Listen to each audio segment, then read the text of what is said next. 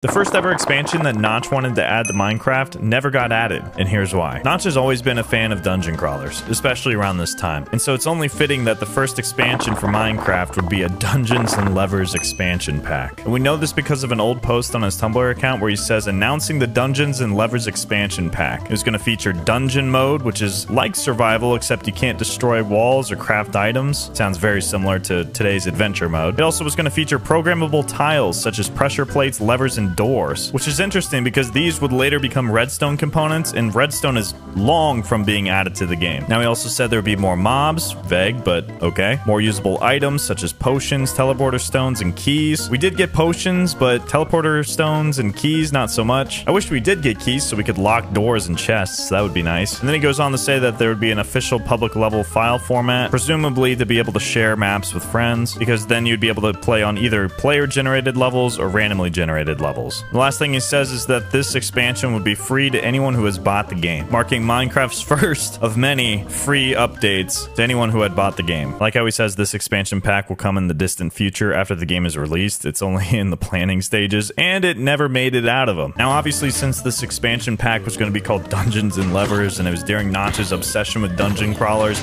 it's safe to say that he wanted this to be a dungeon crawler type game. And while that may have been interesting, I'm glad we ended up with the game we did today. On the TIG forums, we have a little more information about dungeon mode, where you'd create a level in creative mode, spawn monsters, and then set a starting location, which back then would have been a really simple concept, but I can only imagine what that would look like today. Like, imagine you and your buddy build bases, and when it's time to play, they come together. I don't know, it could be cool. And this isn't the only expansion that Notch talked about that we never got to see. Briefly, in one of his Q&A posts, he mentions a siege weapon expansion with things like catapultable explosives, which honestly, if Minecraft had things like this, I wouldn't know what to think. Like, there's something about a rudimentary redstone TNT cannon just seems to be a lot more true to the game than a catapult launched in a TNT barrel. But who knows? Maybe the siege weaponry update could have been kind of cool.